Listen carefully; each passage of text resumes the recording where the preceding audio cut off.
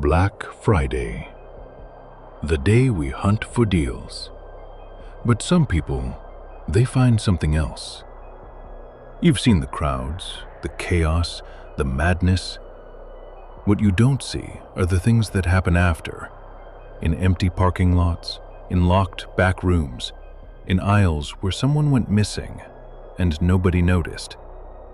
Tonight, I'm exposing 5 true Black Friday horror stories that corporations spent millions burying. Names have been changed, locations altered, but what happened, that part's real. Stay with me, and if these stories keep you up tonight, hit subscribe, because some sales come with a price you can't return. Welcome to Horror Nexus. My name is Jessica Harper, 26 years old, overnight stalker at Walmart in Tucson, Arizona. November 25th, 2021, Black Friday. The night I learned that some customers don't leave when the store closes. They just stop pretending to shop. It started at 2:47 a.m. I remember because I checked my phone, trying to stay awake. The Black Friday rush had ended hours ago. Store was supposed to be empty except for us, 4 stalkers, 1 manager, 2 cleaning crew. I was assigned housewares, aisle 12, restocking dish sets that had been torn apart by the crowd. People get crazy over $20 blenders. You should see what they do for air fryers. Entire displays destroyed. Boxes ripped open like Christmas morning. The fluorescent lights hummed, that constant electrical buzz. That's all you hear at 3 a.m. in a big box store, that hum. Like the building's breathing, alive but empty, waiting. I was on my knees, stacking plates, when I heard the cart. Squeaky wheel. That distinctive sound, metal on metal, rhythmic and slow, coming closer, down the main aisle, heading my way. I stood up, brushed the dust off my knees, looked down the aisle toward the sound. A woman was pushing a shopping cart. Slowly, too slowly, like she was dragging something heavy, or like she had all the time in the world. She wore a brown coat, long, wool maybe, gray hair pulled back in a bun, wire-rimmed glasses, sensible shoes, the kind my grandmother used to wear. She looked normal, completely normal, like somebody's grandmother, the kind who bakes cookies and watches Wheel of Fortune, the kind you'd help cross the street. Except we were closed, had been for 3 hours, and I hadn't seen her walk in, hadn't heard the door chime, nothing. The entrance was locked. Alarmed, how did she get inside? "Ma'am?" I called out. My voice echoed in the empty aisle, bounced off the tile floors. She didn't look up, didn't acknowledge me at all, just kept pushing the cart, squeaky wheel turning. Squeak, squeak, squeak. 1 item inside, a can of soup, Campbell's chicken noodle. I remember that detail. It felt important somehow. That specific soup, in an otherwise empty cart, just 1 can, rolling back and forth slightly with each push. "Ma'am, we're closed. You need to check out at the front."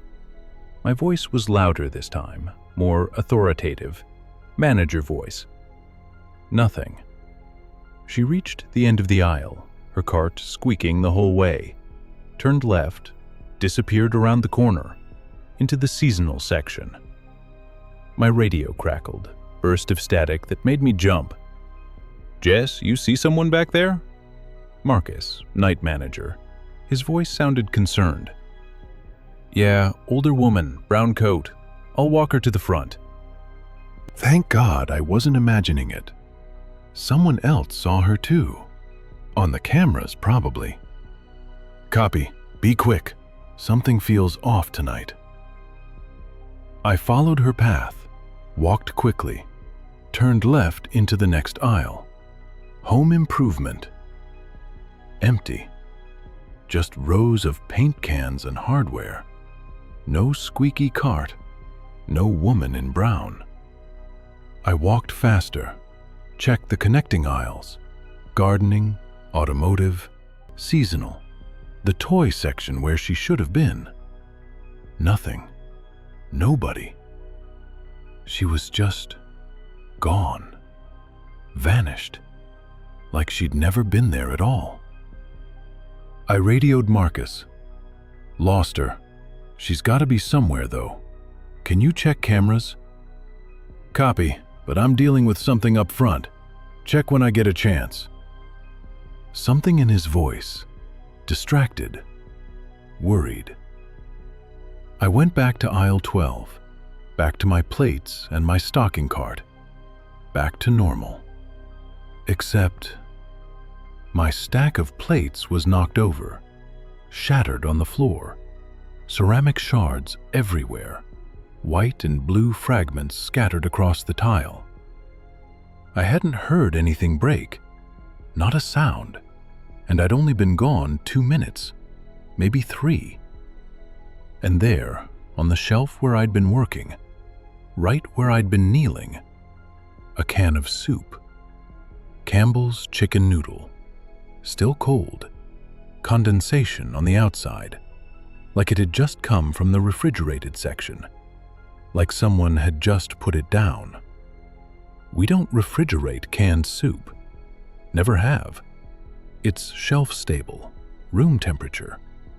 This can was ice cold. I picked it up. My hands were shaking. The price sticker was old, faded yellow, corners peeling, the kind we stopped using in 2015, 6 years ago, before we switched to the new system. The expiration date? November 2014. 7 years expired. 7 years sitting on a shelf somewhere. Or I dropped it. The can hit the floor, rolled under the shelf. I backed away, didn't want to touch it again. The lights in aisle 12 flickered once, twice. That buzzing sound got louder, angrier. Then they stayed dark. Just aisle 12. Every other aisle still lit, but mine, pitch black. I ran, didn't look back, didn't grab my cart, just ran to the front of the store. Found Marcus at the service desk, paperwork spread out. He looked up when he heard me running. "We need to check the cameras. Now." He saw my face, saw whatever expression I was wearing. Didn't argue, didn't ask questions, just got up and took me to the security office. We pulled up the footage. 2:47 a.m., aisle 12, black and white security feed. Grainy, but clear enough. There I am, on my knees, stacking plates carefully, one by one, building my little pyramid. And there she is, walking down the aisle, pushing the cart, squeaky wheel and all. I can see it on camera, the wheel catching, the cart moving in. That distinctive, jerky way. But here's the thing.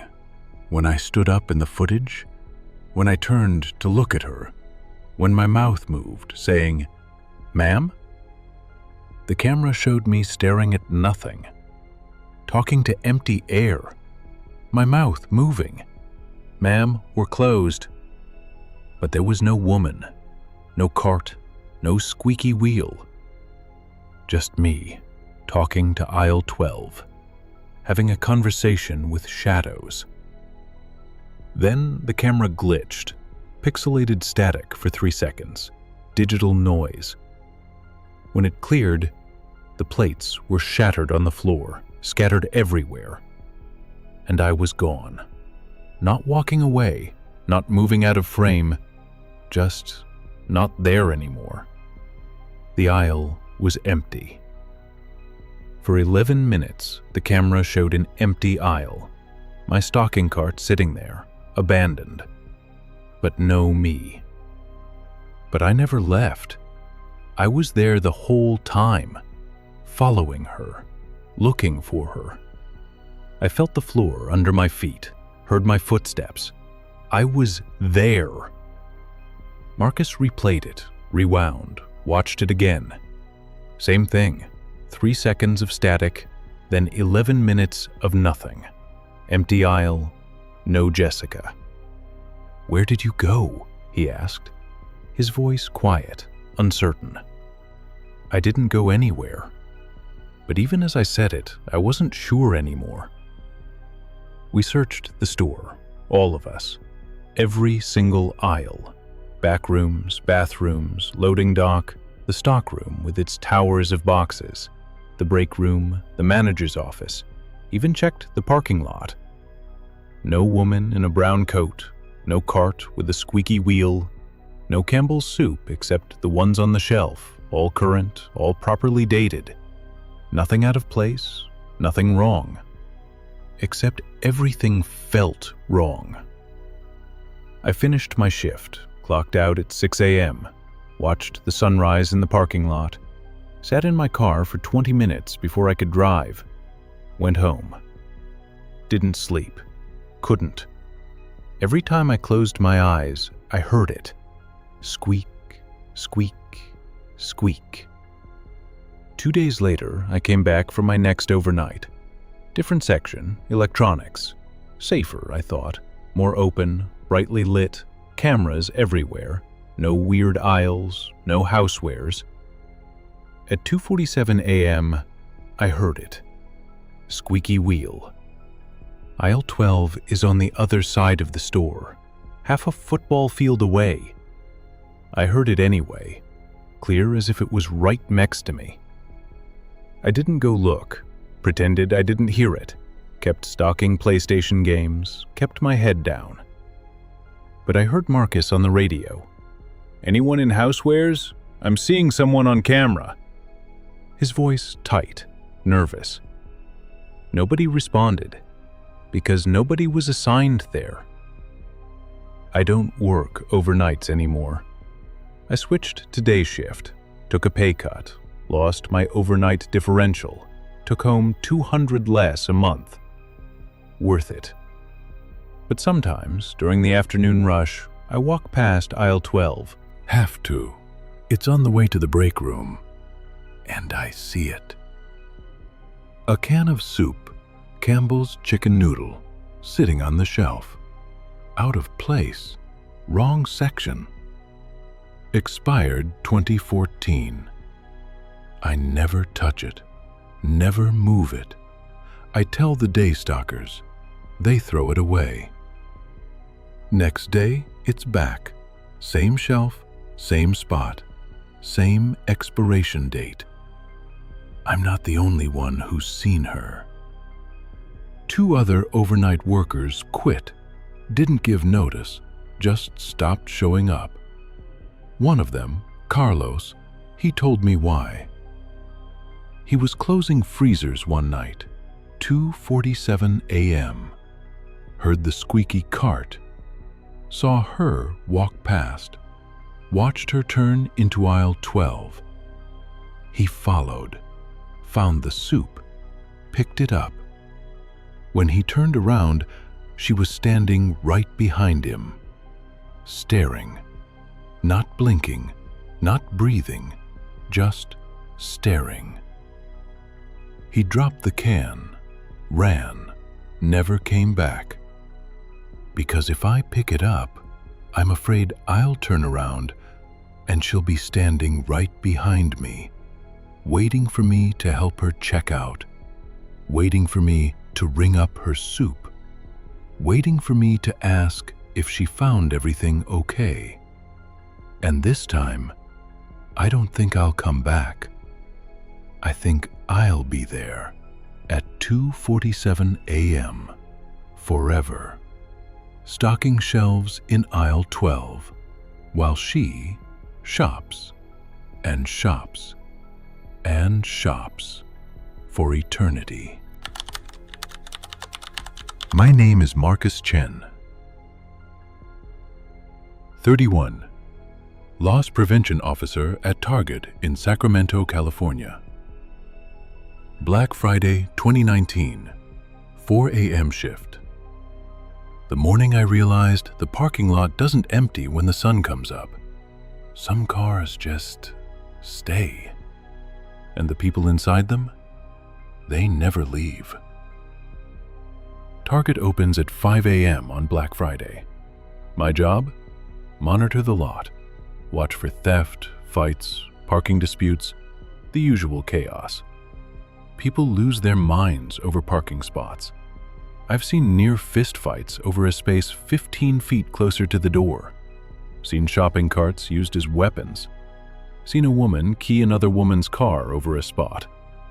Black Friday brings out something primal, something ugly. At 4:30 a.m., the lot was already half full. Cars idling in the cold, headlights on, exhaust plumes rising, people waiting. Some had been there since midnight, sleeping in their cars, waiting for doors to open, waiting for deals. I did my sweep, walked the perimeter with my flashlight, checked the back corners where people hide to break into cars, where they smash windows, grab whatever's visible. Everything looked clear. Normal Black Friday chaos. Nothing unusual. Except one car. Row J, far back, away from the overhead lights, in the shadows. A red Honda Civic, maybe 10 years old. Engine off, no headlights, no exhaust. Someone was sitting in the driver's seat. I could see the silhouette. Head forward, hands on the wheel, perfectly still. I walked over, my boots crunching on the asphalt, breath fogging in the November cold. Tapped on the window with my flashlight. "Hey, we're about to open. You okay?" No response, no movement, not even a flinch. I tapped again, harder this time. The sound echoed in the empty row. "Sir? Ma'am?" The person didn't move, didn't turn their head, didn't acknowledge me at all, didn't even turn their head, like a mannequin, like they were frozen. I radioed it in.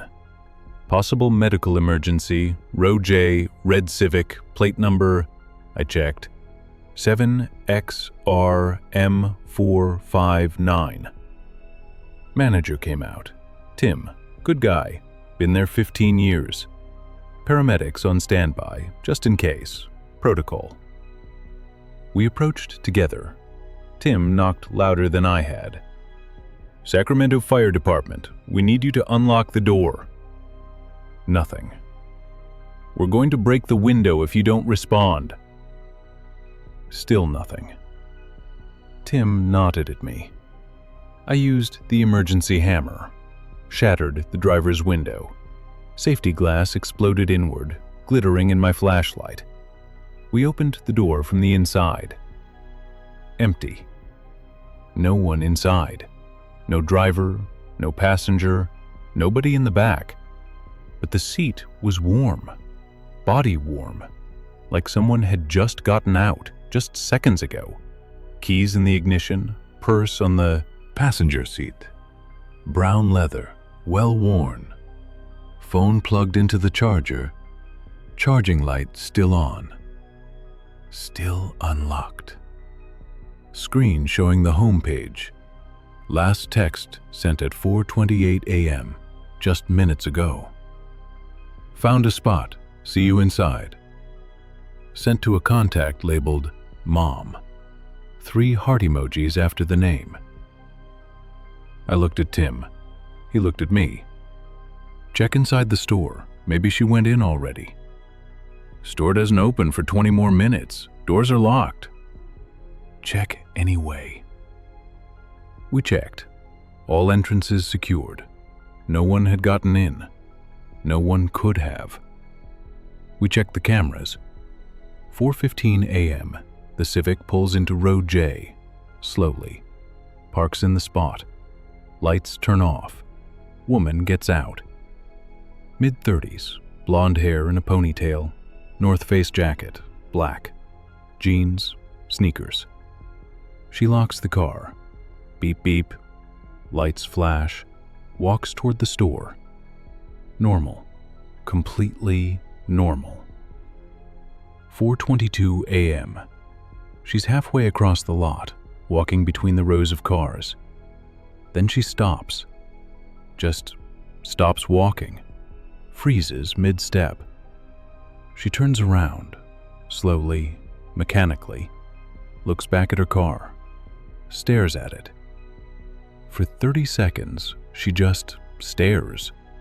Doesn't move, doesn't look around, just stares at her red Civic. Then she starts walking back, slowly, too slowly, like she's sleepwalking, like someone else is controlling her legs. She gets to the car, unlocks it without looking, hand reaching out automatically, opens the door, sits inside, closes the door, soft thunk. She doesn't move after that, doesn't check her phone, doesn't adjust the mirror, doesn't turn the heat on, just sits, hands on the wheel, staring forward, at nothing. At 4:28, we see her hand move, reaching for her phone, picking it up, texting. Found a spot, see you inside. Then, nothing. Hand drops, phone falls into her lap. She goes still again. At 4:31, I walk up to the car. We can see it on camera. My flashlight beam, me tapping on the window, tapping again, Tim walking over, both of us at the car, Tim knocking, shouting. But here's what you don't see, what the camera doesn't show. When I opened the door, when the camera showed the empty seat, when we both saw nobody inside, there's one frame, one single frame. Tim found it when we went through frame by frame, where she's still sitting there, staring straight ahead, mouth open, eyes wrong, too wide, too dark, pupils dilated completely, black circles, like holes, hands gripping the wheel, white knuckles. Then the next frame, empty, just an empty seat, warm leather, abandoned purse. We called the police. They came within 10 minutes, ran the plates. Car belonged to a Linda Voss. Reported missing. November 26, 2015. Black Friday. 4 years earlier. 4 years ago, exactly. Last seen in a Target parking lot, Sacramento, California. Same store. This store. Our store. Her mother confirmed the photo on the ID in the purse. Driver's license. Same woman. Same blonde hair. Same smile. Linda Marie Voss. But she'd been missing for 4 years. Gone. Vanished. No body, no leads, no trace. The phone? It was a 2019 model, iPhone 11, released 3 months ago. She couldn't have bought it. She'd been gone since 2015. But every text in the phone was real. We checked. To her mother, to friends, to co-workers. All dated 2019. Recent. This week. Yesterday. All sent from parking lots. Target, Walmart, Best Buy, Kohl's. All sent at 4:28 a.m. Every single one. Found a spot. See you inside. Same message. Over and over. Dozens of times. Her mother never responded. Hadn't had that number for 4 years. Changed it after Linda disappeared. Couldn't handle the pain. But Linda kept texting, kept sending the same message to a number that didn't exist anymore. We towed the car. Police kept it for evidence. Analyzed everything. Linda Voss was never found. Case still open. Still unsolved. Her mother still comes to the store every Black Friday. I see her every year. Walks the parking lot slowly, row by row, looking, always looking. Looking for a red Honda Civic. Looking for her daughter. And every year at 4:28 a.m., row J, there's a red Honda Civic. Same spot, same exact parking space. Engine off, someone in the driver's seat. I've seen it every Black Friday since 2020, 2021, 2022. Same car, same spot. I don't check anymore. Don't walk over. Don't tap on the window. I just keep walking. Tell myself it's a different car, different person, coincidence. Because the last time I looked, really looked, the woman in the driver's seat turned her head, looked at me, smiled, and waved. Small wave, fingers wiggling, like we were old friends. And I knew if I waved back, if I acknowledged her, I'd end up in row J2, sitting in a warm seat, engine off, phone in my lap, texting someone who'll never read it. Found a spot. See you inside.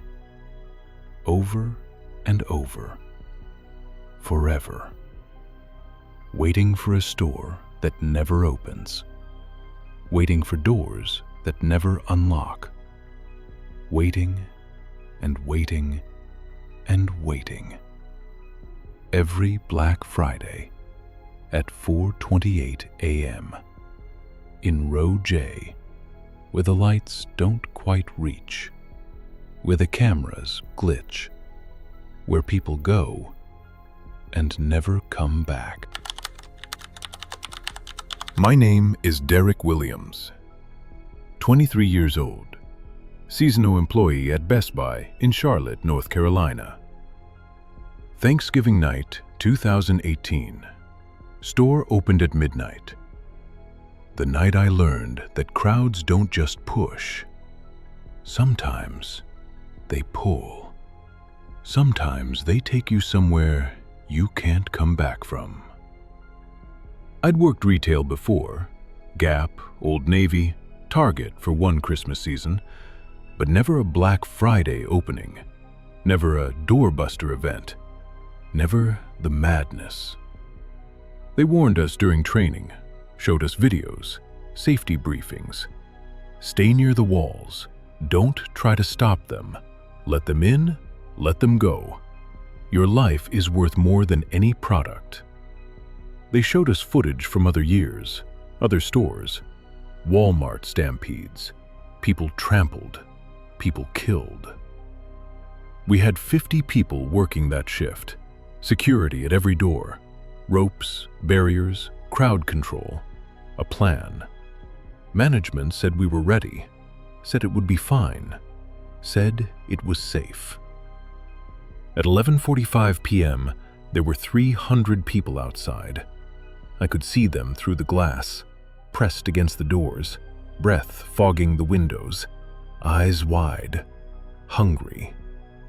At 11:55, there were 800, maybe more, packed in the parking lot, shoulder to shoulder, a sea of people. I couldn't see individual faces anymore, just a mass, a crowd that had stopped being people. started being something else. By midnight? I couldn't see the parking lot anymore, couldn't see the pavement, couldn't see the sky. Just faces, thousands of them, pressed against the glass, hands splayed, mouths open. The doors unlocked, electronic click. I've never heard anything like it. Not cheering, not excitement, not human. Hunger. Pure animal hunger. They came in like water breaking through a dam, like a flood, like a force of nature you can't fight, can't stop, can only survive. I was stationed at the gaming section, against the back wall. Safe, they said, away from the main rush, away from the electronics, away from the TVs and laptops. Safe. The first wave hit electronics in seconds.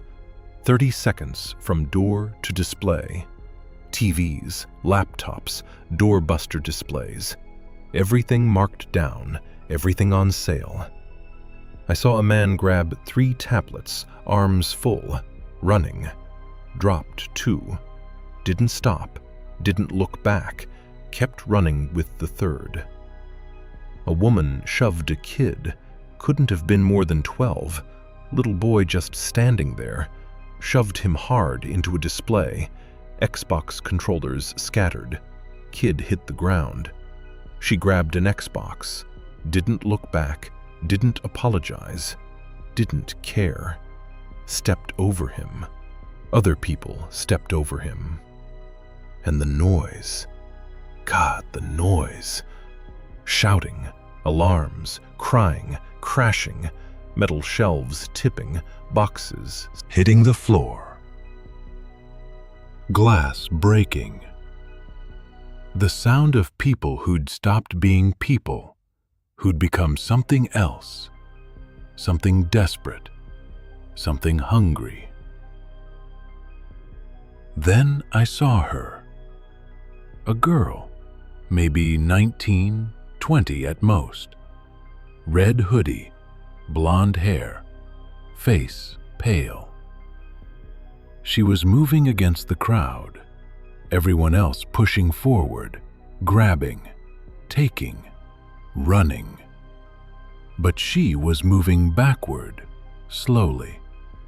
Not shopping, not grabbing anything, just walking backward, eyes locked on something, staring at something in the crowd. Her eyes were wide, too wide, mouth open, like she was trying to scream but couldn't, like something had stolen her voice. She backed into the gaming section, right past me, 3 feet away, close enough to touch. I reached out. "Hey, you okay?" She didn't hear me, didn't see me, didn't blink, didn't breathe. She just kept staring. At the crowd, at something in the crowd. And then I saw what she was looking at. The crowd wasn't just moving forward anymore. Not all of it. In the center, near the TV displays, near the 60-inch doorbusters, people were pushing inward. Not toward a product, not toward a display, toward each other, forming a circle, tight, getting tighter, crushing inward. Someone screamed. Not a Black Friday deal scream, not an excited scream. A real one. Pain. Terror. I tried to move closer, see what was happening, see who was screaming. Security was already running toward it. 3 guys, big guys, shouting, "Break it up! Back up! Move!" They pushed into the circle, pulled people apart, physically dragging them backward. When they cleared enough space, there was a man on the ground, trampled, face down, arms bent wrong, not moving, blood pooling under his head, dark against the white tile. The crowd didn't stop. They just shifted, flowed around him like water around a rock, kept shopping, kept grabbing, kept running, like he wasn't there, like he didn't matter, like he was just an obstacle. Paramedics came, pushed through the crowd, took him out on a stretcher, sheet over his face. I found out later he didn't make it, didn't survive. Heart attack, they said, from the pressure, the crushing weight of the crowd. Ribs broken, lung collapsed, suffocated standing up. Store kept going, didn't close, didn't stop. Managers decided not to clear everyone out. Too dangerous to try now, could cause another stampede. Let it run its course. So we just kept working, kept stocking, kept smiling, kept saying, "Can I help you find something?" Like nothing happened, like a man hadn't died 30 feet away. The girl in the red hoodie? Gone. I looked for her after things calmed down, asked other employees, "Did you see a girl, red hoodie, blonde hair?" Nobody had. Nobody remembered her. I checked the cameras later. Manager let me. She walked backward into gaming at 12:14 a.m., clear as day. Red hoodie, face pale, mouth open. She reached the back wall, our storage area, kept walking backward, walked into the stockroom entrance. Then she was gone, disappeared off camera. But we checked. I checked personally. Stockroom door was locked. Has to be unlocked from the inside. Employee badge required. She couldn't have gotten in. She didn't have a badge. She wasn't an employee. But she walked in anyway, on camera, clear as day, and never came out.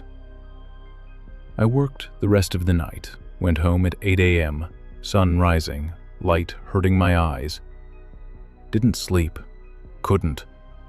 Kept seeing her face, that look, like she'd seen something in the crowd, something wrong, something that shouldn't be there, something that wasn't human anymore.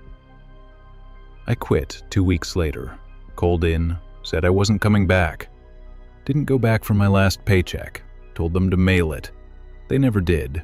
I didn't care. But every Black Friday since, I see the news footage, the stampedes, the fights, the chaos. And I watch the crowds, really watch them, frame by frame if I can. Because sometimes, just for a second, just one frame, I see someone moving backward, walking against the flow, staring, mouth open, trying to scream. And I wonder what they see that the rest of us don't. What's in the crowd, moving with the crowd, feeding on the crowd. Something that comes out on Black Friday, when people stop being people, when hunger takes over, when the crowd becomes one entity, one organism. Something that pulls you in, pulls you down, and never lets you leave. I don't shop on Black Friday anymore. I don't even leave my house, because I'm afraid that if I get too close to a crowd, I'll see her again. The girl in the red hoodie. walking backward, staring at me, mouth open in a silent scream, trying to warn me about what's coming, about what's already there, in every crowd, on every Black Friday, waiting, hungry, forever. My name is Amanda Rodriguez. 28. Assistant Manager at Kohl's in Phoenix, Arizona. November 24th, 2022. Black Friday Eve, Thanksgiving night. The night I learned that some customers try things on and never take them off. And some dressing rooms don't let you leave. We closed at midnight, late closing for Thanksgiving prep, Black Friday prep, get ready for the 5 a.m. opening, the chaos, the rush. My job was to clear the store, final walkthrough, check the dressing rooms, make sure no one was hiding to steal after hours. It's a real thing, happens more than you'd think. People hide in dressing rooms, wait until we close, then steal whatever they want, walk out with bags full. We've caught dozens over the years. I had 2 other closers with me. Ryan, stockroom guy, 20, college student, good kid. Priya, registers, 35, been there 10 years, knew everything. I took the dressing rooms, always did. I was good at it, knew the tricks, knew where people hid. Women's section, 12 stalls, 6 on each side, long mirror at the end, fluorescent lights, beige walls, that retail smell, new clothes, carpet cleaner, air freshener. I knocked on each door, standard procedure, loud, authoritative. "Store's closed. Anyone in there?" Silence. Every door empty. I checked under the doors anyway, bent down, looked for feet, for shopping bags, for any sign someone was hiding. No feet, no shadows, nothing. All clear. First 6 stalls clear. Except stall 7. The door was cracked open, just an inch, maybe 2, enough to see darkness inside. Lights were off inside. We keep them on motion sensors to save electricity. Should have been on if someone was in there. I pushed it open. Empty. Just an empty stall. Bench along one wall, hooks on the other, mirror on the back wall. But there were clothes on the hook. A dress, tags still on, red, sequined, formal, evening wear, the kind you wear to weddings or fancy dinners. Price tag, $189.99. And on the bench, a purse, brown leather, well worn, open, wallet visible inside, driver's license visible in the clear plastic window. Someone left in a hurry, left everything, left their ID, their money, their keys. I radioed Ryan. "Got a leftover in dressing room 7, dress and a purse, taking it to Lost and Found." "Copy that, probably forgot it shopping, happens every day." I reached for the dress. It was warm. Not room temperature, not cool from hanging. Warm. Body warm, like someone had just been wearing it, like they'd just taken it off seconds ago. I pulled my hand back, fast, like I'd touched Something hot. Checked under the bench, behind the door, in the corners. Nothing. Nobody. But the dress was still warm. I touched it again to be sure. definitely warm, heat radiating from the fabric. I took the dress carefully, held it at arm's length, took the purse, walked to the lost and found at the service desk. Priya looked up from counting her register. "Someone forget that?" "Yeah, dressing room 7. Weird though, dress was still warm."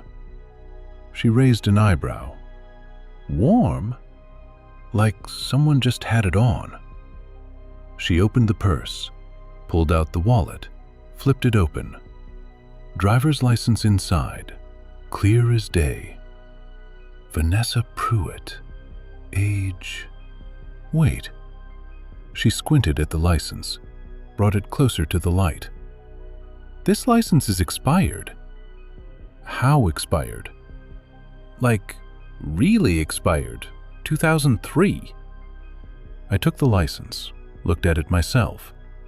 The photo showed a woman, mid-30s, blonde, bright smile, pretty, green eyes. But the expiration date was wrong. Way wrong. November 2003. "This license is almost 20 years expired," I said. 19 years and a few days. Ancient. Priya frowned. "That's weird. Check the credit cards. Maybe it's her mom's old purse or something." I dumped the contents on the counter. 3 credit cards, all in the name Vanessa Pruitt. All expired. 2002, 2003, 2004. All dead. Inactive for 2 decades.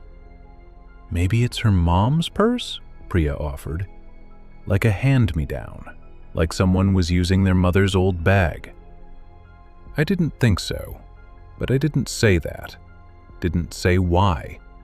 Didn't say that the dress was still warm, that the purse smelled like perfume. Fresh perfume. Not old, not stale. Like someone had just sprayed it. I also didn't mention the receipt I found, folded, small, at the bottom of the purse. Kohl's receipt. Our store. Date, November 23rd, 2001. 21 years ago. Black Friday. 1 item purchased. Red sequined dress. Size 6. Same dress hanging in stall 7. Same exact dress. Same price. We don't use that price format anymore. Haven't in 15 years. I told them I'd lock it in the office, deal with it tomorrow, figure it out during normal hours, call the number on the license maybe. We finished closing. Priya counted out, Ryan locked the stockroom, I set the alarm, locked up. I went home, apartment 15 minutes away. Couldn't stop thinking about that purse, about the warm dress, the expired cards, the old receipt, the impossible timeline. At 2 a.m., I gave up on sleep, opened my laptop, looked up Vanessa Pruitt, Phoenix, Arizona. Found an obituary immediately.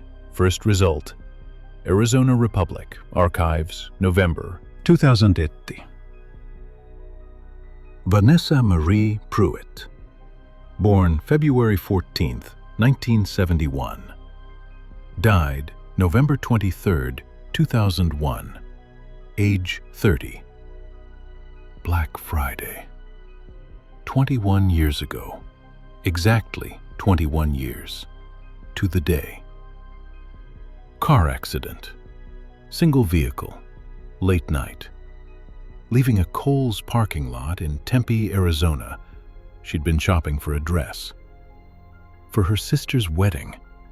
Was supposed to be the maid of honor. Wedding was scheduled for December 15th. She never made it home. Left the store at 11:47 p.m. Security cameras showed her walking to her car, getting in, starting the engine, pulling out of the parking lot. Then, 5 minutes later, mile down the road, her car wrapped around a telephone pole, going 70 in a 35 zone. No skid marks, no signs of braking, no signs she even tried to stop. Police report said she must have fallen asleep, exhausted from shopping, from the crowds, from Black Friday. But the witness, the only witness, a truck driver who saw it happen, he said something different. He said she was staring at something in the passenger seat, staring at her shopping bag, at the dress inside. Not at the road, not at traffic, just staring at the bag, like she couldn't look away, like something was making her look. I closed the laptop, tried to sleep. Couldn't. Every time I closed my eyes, I saw that dress, red sequins, hanging in the dark, still warm. At 4:30 a.m., my phone rang, loud, vibrating on my nightstand. Store alarm. Alarm company calling.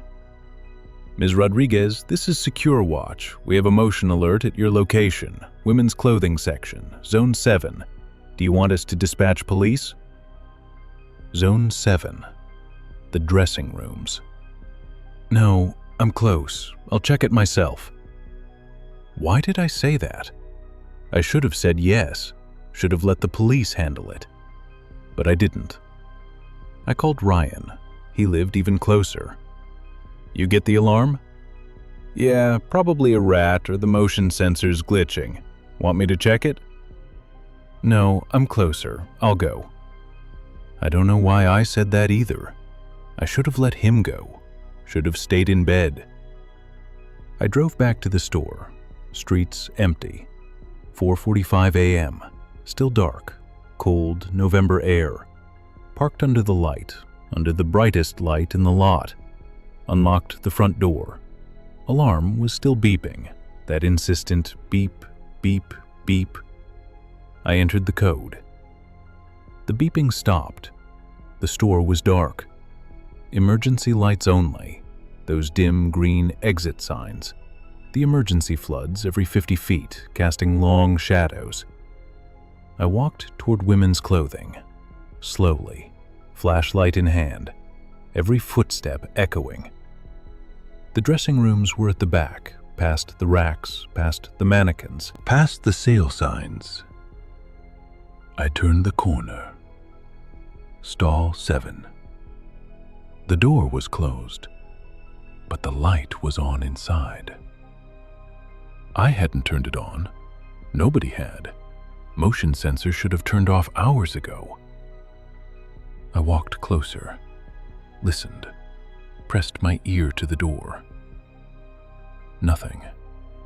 No sound, no movement, no breathing. I knocked. Hello? Store's closed. You need to leave. No answer. I knocked again, harder. This is the manager. I'm opening the door. I pushed the door. It opened slowly. The dress was on the hook, but it was different, changed. It had been tried on. The tags were torn off, not removed carefully, ripped off, lying on the floor in pieces. Security tags broken, ink cartridges shattered, blue ink splattered on the floor. And on the mirror, written in condensation, like someone had breathed on it, traced letters with their finger. 2 words. It fits. I backed out, fast, nearly tripped, ran to the front, called the police. Real police this time, not security company. 911. They came, 2 officers, young guy and older woman. Searched the store, every aisle, every department, every closet. No one inside. No sign of entry, no broken windows, no forced doors. Alarm logs showed no doors or windows opened, no unauthorized entry codes, nothing. Just motion in the dressing room area, Zone 7, at 4:28 a.m. I showed them the dress, the torn tags, the message on the mirror. It fits. Still visible, still wet, like someone had just written it. The older officer took photos. "You have security cameras?" "Yes, let's check them." We went to the security office, pulled up the footage. 4:28 a.m., dressing room entrance. Nothing. No one entering, no one inside, just empty hallway. Then the camera glitches, pixelated, static, for maybe 3 seconds. When it clears, stall 7 door is closed, light is on inside. But nobody entered. Nobody's there. The officers looked at each other. "Motion sensors can be triggered by temperature changes, heaters kicking on, stuff like that." Professional explanation, rational, safe, but they didn't sound convinced. I didn't tell them about the purse, about Vanessa Pruitt, about the obituary, about the car accident 21 years ago. I don't know why. Maybe I didn't want to sound crazy. Maybe I was afraid of what they'd say. Maybe I was afraid they'd believe me. I went back the next morning. Black Friday opening, 5 a.m. Crowd already lined up, hundreds of people, ready to shop, ready for deals. The dress was gone. Not in the dressing room. Not in Lost and Found. Not in the office. Gone. Like it had never existed. But the torn tags were still on the floor. The ink stains still there. The message on the mirror faded but visible. It fits. But the purse was still in my office, right where I left it. I opened it again. Slow, careful. The wallet was empty. No license, no credit cards, no photos, nothing. Just a receipt. The same receipt. Kohl's, November 23rd, 2001. One item purchased. Red sequined dress. Size 6. Walmart, $189.99. I quit 3 months later. February 2023. Put in my 2 weeks. Moved to a different city. Scottsdale. Different job. Target. Different company. Different stores. Different dressing rooms.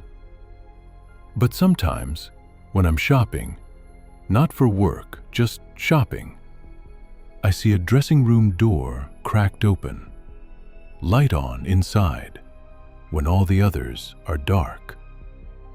And I wonder if she's still in there, trying on dresses for a wedding she'll never attend. A wedding that happened without her. A sister who got married 21 years ago, who's probably divorced now, or remarried, or moved away. But Vanessa doesn't know that.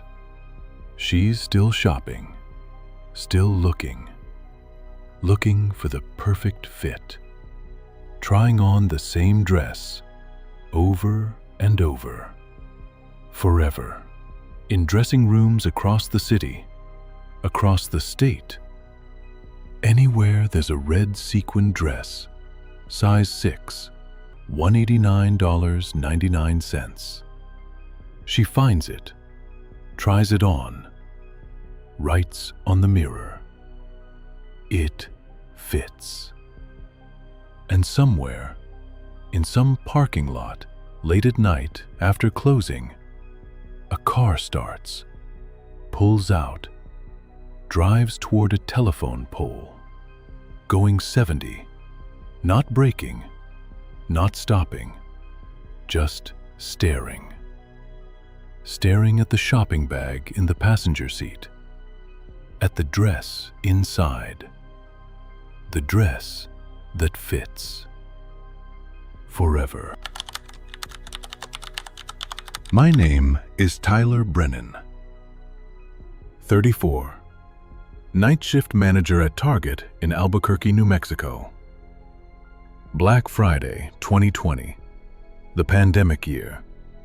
The year everything was different. Everything changed.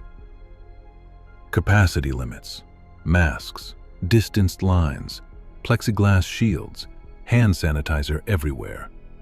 6 feet apart. The new normal. And the year I learned, some people don't know they're not supposed to be there. Some people don't know they're not supposed to be anywhere. Not anymore. We closed at 11 p.m., earlier than usual. Corporate decision, pandemic restrictions. Smaller crowds, safer, they said. Controlled chaos instead of pure chaos. Still chaos, though. Still Black Friday. Still people fighting over TVs. Still people camping in parking lots. Just fewer of them. Masks on their faces, fear in their eyes. Different kind of fear. My team cleared the store, same as always. Checked every aisle, checked under shelves, checked bathrooms, checked electronics where people always hide. Standard closing procedure. Nothing different, nothing unusual. By 11:30, we were done. Doors locked, alarms set, registers shut down, lights dimmed. I was in my office doing paperwork when I heard it. A register. Chiming. That familiar beep. The sound of an item being scanned. Lane 4. I could see it on my monitor. Multiple screens showing different angles, different sections. I looked at the monitor. The light was on. Lane 4. Register screen glowing blue. Someone was standing there.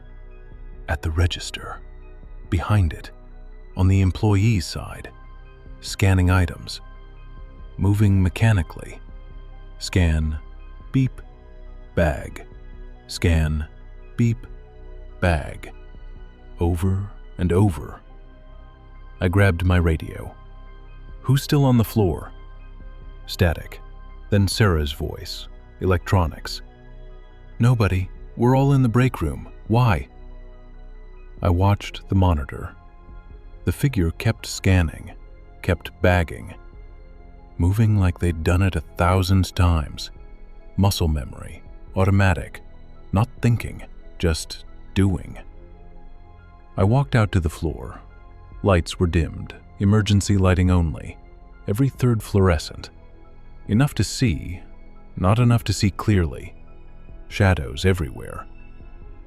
Lane 4 was at the front, near the entrance, near the big windows. I could see the glow of the register screen. Blue light, flickering slightly. Hear the beeping. I walked closer, slow, quiet, trying not to startle whoever it was. The person was wearing a red shirt, Target uniform, khaki pants, black shoes, name tag, standard uniform, nothing unusual, except I didn't recognize them. Not the back of their head, not their build, not their posture. Hey, we're closed. What are you doing? They didn't turn around, didn't stop, didn't acknowledge me, just kept scanning. Kept bagging, kept moving. I walked around the register, around the lane divider, to see their face, to see who the hell was still working, who I'd somehow missed during closing. It was a man, maybe 50, maybe older, thin, pale, gray hair thinning on top. His name tag said Dennis. I didn't have anyone named Dennis on staff. I knew every employee, day shift, night shift, seasonal, all of them. No Dennis. Dennis, I don't think you're supposed to be here. Calm voice, manager voice, non-threatening. He looked up. His eyes were empty. Not angry, not confused, not surprised, not anything. Just nothing. Like looking into dark windows. Like nobody was home. Like the lights were on, but the house was empty. "Scanning items," he said. Flat, monotone, no emotion, no inflection. Like a recording, like text-to-speech. "Okay, but we're closed. You need to clock out. Go home." He didn't respond, didn't blink, didn't move. Just reached for another item, hand extending. I looked at the register screen, leaned in, squinted at the display. He was ringing up nothing. The scanner was beeping. The screen was adding items, running total increasing. $45.67, $58.22, $71.49. But his hands were empty. Air. He was scanning air. No products, no barcodes, no items on the belt. Nothing. But the register saw something, added something, charged something. "Dennis, stop."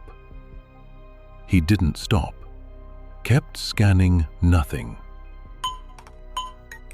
"Dennis, stop!" He pressed total. The receipt printer started. That mechanical sound. Paper feeding through. Printing, line by line. It kept printing, longer than normal. 6 inches, 8 inches, 10 inches. Long receipt. He tore it off. Clean tear, perfect tear. Held it out to me. "Have a nice day."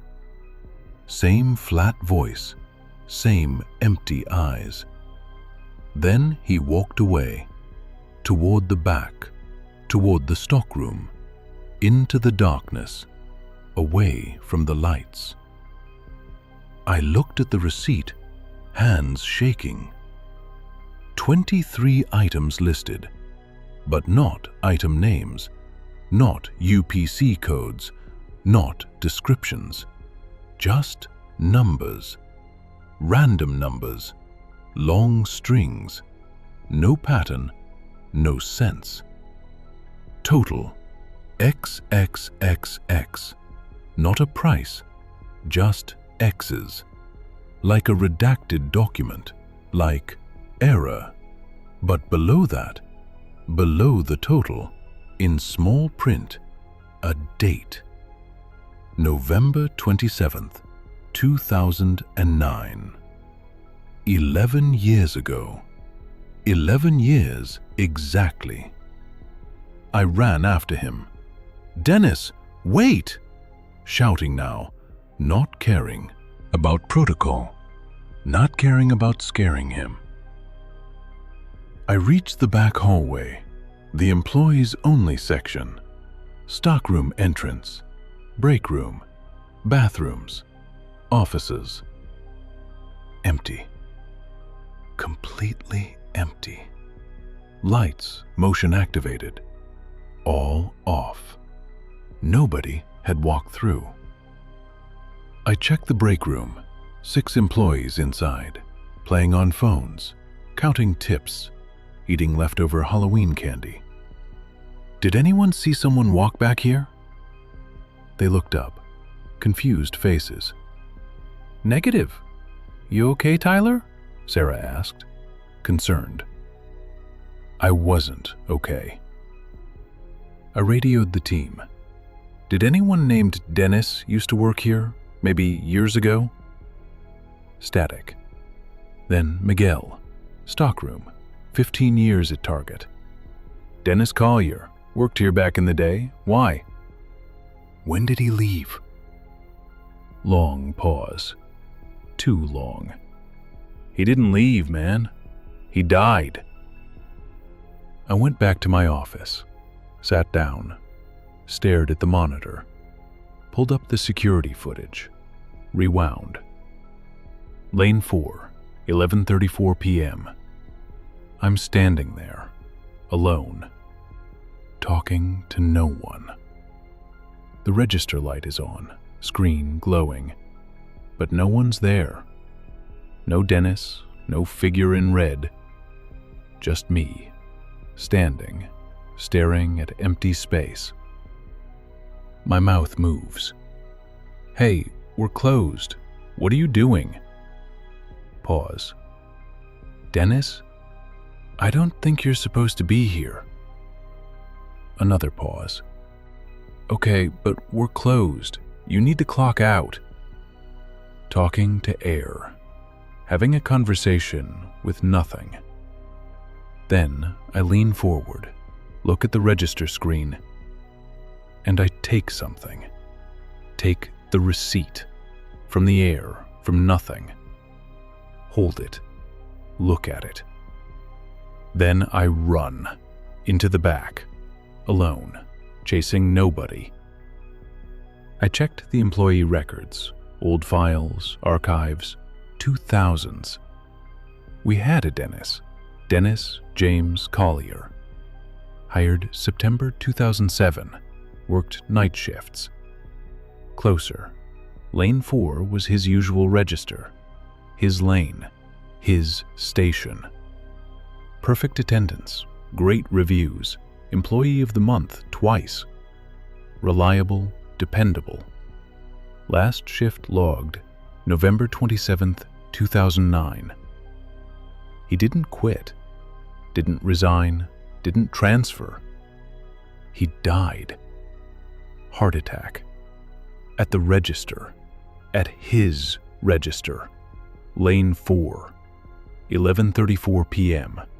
Black Friday. Closing shift. Last customer checked out. Store empty. Cleaning up. Shutting down his register. Collapsed. Dead before he hit the floor. Massive coronary. 52 years old. No warning. No prior conditions. Just gone. I kept the receipt. I don't know why. Couldn't throw it away. Couldn't explain it. It's in my desk drawer, bottom right, under the employee handbook, under the scheduling sheets, hidden. Sometimes I take it out, late at night, when I'm alone. When the store is closed, look at the items. The numbers don't make sense. Random digits, no pattern.